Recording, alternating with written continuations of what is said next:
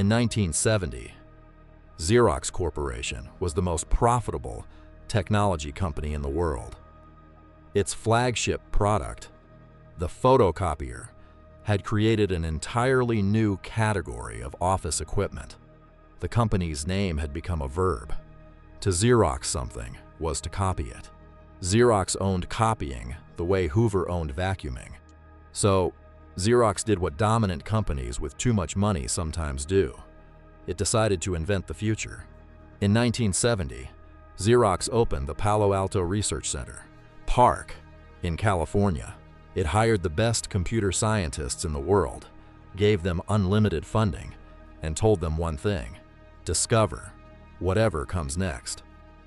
Over the next 10 years, the researchers at PARC invented the graphical user interface, the computer mouse, Ethernet, the laser printer, object-oriented programming, the modern desktop computer as we know it. Xerox commercialized almost none of it. This is the Xerox PARC history, Apple, Microsoft story. And it is not, as it is usually told, a story about corporate stupidity. It is a story about something more interesting and more difficult to fix than stupidity. It is a story about the distance between knowing and understanding. To understand what happened at PARC, you need to understand what Xerox was and what it feared. The company was founded as the Haloid Company in 1906 in Rochester, New York. In 1959, it launched the Xerox 914, the first commercially successful plain paper photocopier. The product was so successful that a single model generated more revenue than the entire company's previous annual sales within 3 years of launch. By 1970, Xerox had a problem, not a financial problem. Revenues were extraordinary. The problem was existential. The photocopier patent protection that had made Xerox untouchable was beginning to expire. Japanese competitors, Canon, Ricoh, Nashua, were preparing to enter the market with lower-cost alternatives. Xerox's leadership understood that the copier market was temporary. They needed to own whatever came after the copier. The answer, they decided, was the computer. Specifically, the office computer of the future, not the mainframes that filled rooms at IBM. Something smaller, something for everyday office workers, something that did not yet exist. In 1970, Xerox acquired a small computer company called Scientific Data Systems for $902 million. It was the most expensive acquisition in American corporate history at the time. The acquisition was a failure within 5 years, but it demonstrated something important. Xerox was serious, and Xerox had money to spend. To lead the new research effort, Xerox recruited Jacob Goldman, its chief scientist, and George Paik, a physicist from Washington University. They chose Palo Alto deliberately, to be near Stanford University, near the emerging talent of what would later be called Silicon Valley, and far enough from Rochester and Stanford that the researchers would not be distracted by the existing business. Xerox PARC opened formally in 1971. Its first director was George Paik. Its recruiting was extraordinary. PARC assembled, within its first 3 years, what many historians of technology consider the single most talented group of computer scientists ever gathered in one location. Alan Kay, Butler Lampson, Chuck Thacker, Bob Metcalfe, Charles Simonyi, John Warnock, Dan Ingalls. These were not researchers following a roadmap. They were people who wanted to invent the future and had been given the money and freedom to attempt it. In 1973, PARC completed the Alto, the first computer designed around the concept that would later be called the personal computer.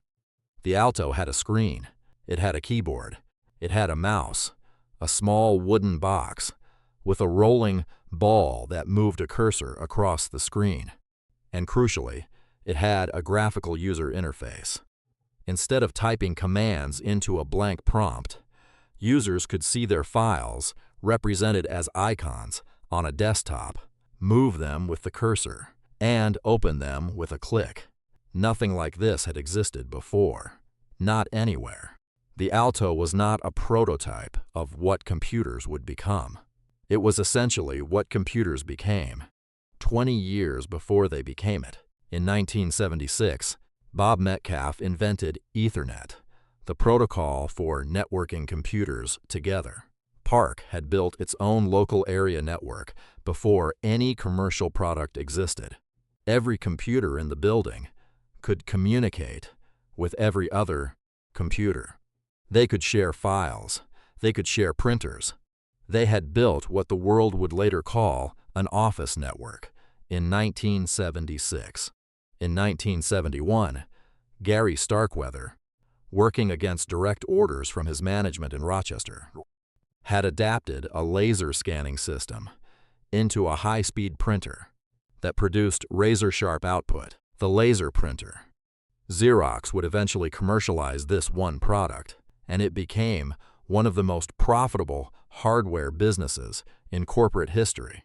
Charles Simonyi, before leaving PARC for Microsoft, developed the foundations of what would become Microsoft Word.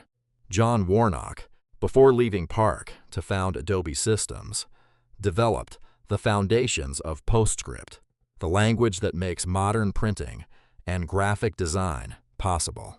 Alan Kay developed Smalltalk, the first object-oriented programming language, which underpins virtually all modern software development.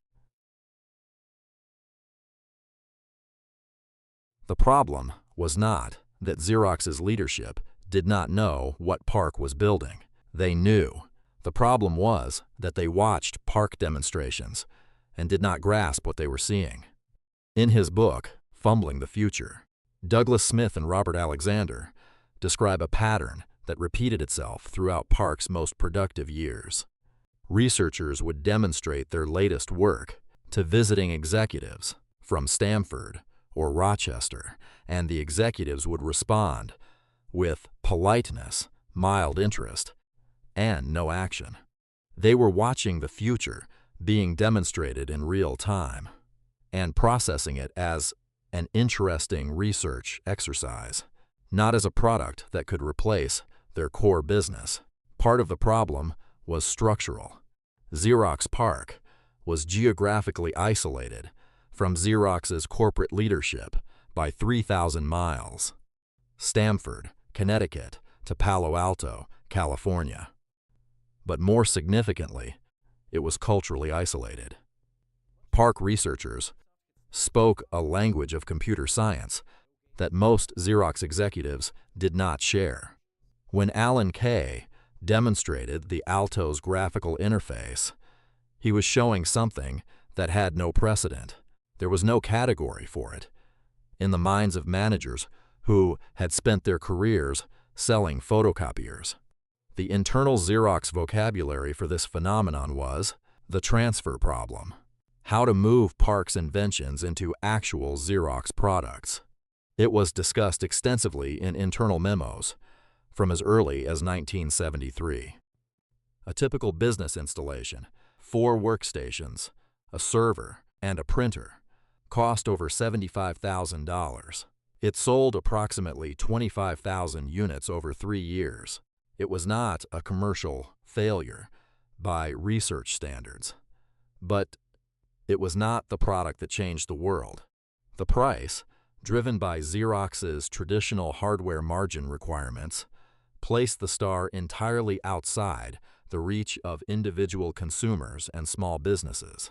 Xerox had built the future and priced it for corporate procurement officers. In December of 1979, a group of engineers and executives from Apple Computer visited Xerox PARC. The visit was not a secret arrangement.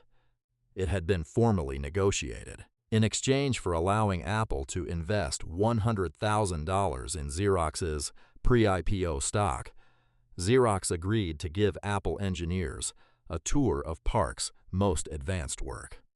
Both parties understood the exchange. Xerox believed, incorrectly, that the researchers would show Apple enough to be impressive, without showing them enough to be threatening. Steve Jobs was among the Apple visitors. He was 24 years old. Larry Tesler, a PARC researcher, demonstrated the Alto interface, the mouse, the overlapping windows, the icons, the ability to click and drag.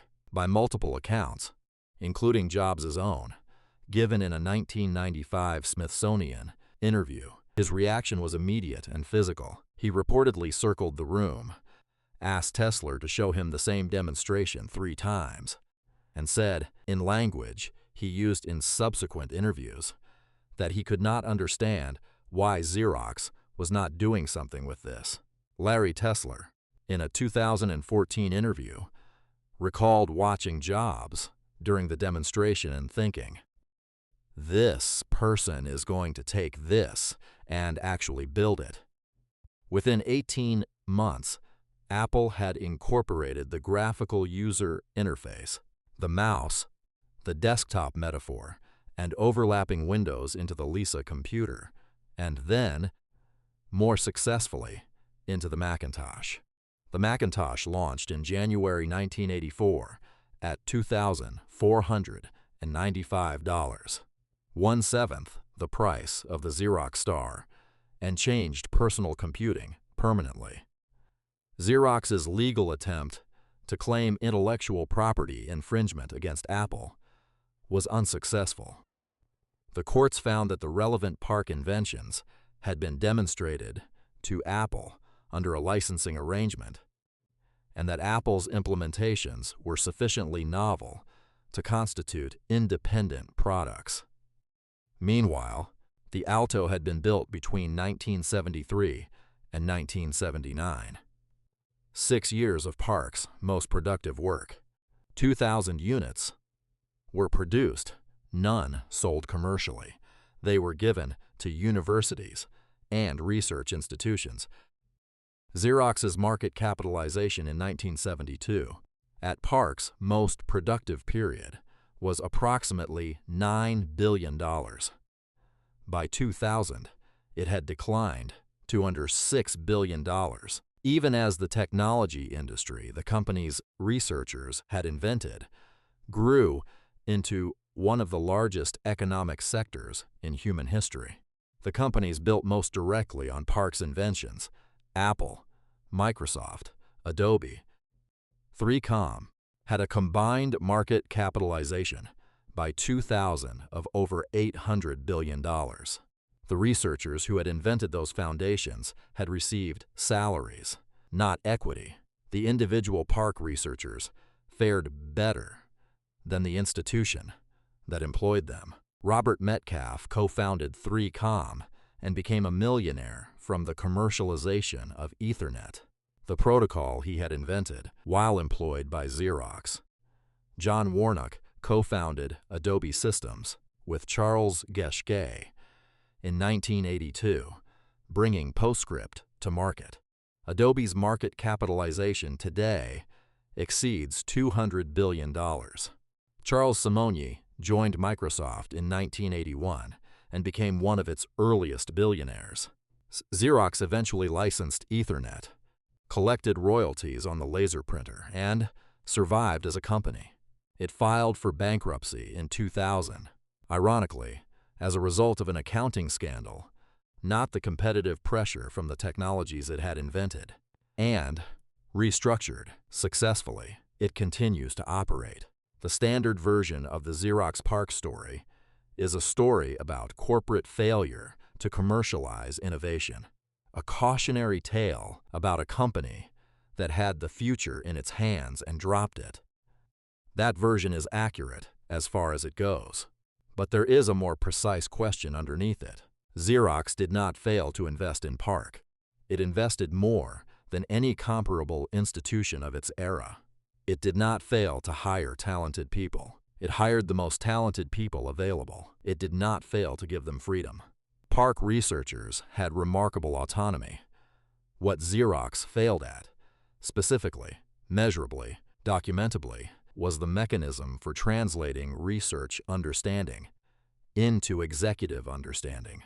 3,000 miles of geography, a vocabulary gap between computer scientists and copier salesmen, an incentive structure that rewarded quarterly revenue over decade-long repositioning. These are not unusual corporate pathologies. They are normal ones.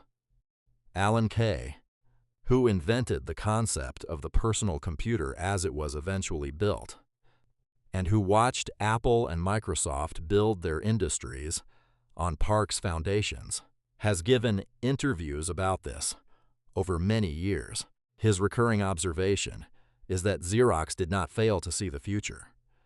Xerox failed to believe the future was for them. The question that stays with you, if you sit with this story long enough, is not, why did Xerox fail to act? It is, how many organizations right now are sitting on the equivalent of the Alto and watching it through the same glass? The sources for every claim in this video are listed in the description below. If you want to read further, Smith and Alexander's Fumbling the Future from 1988 is still the most precise account of exactly what happened, told by people who had access to internal Xerox documents. If you think there is a more accurate way to read this story, or if you know of a company making the same mistake right now, the comments are open.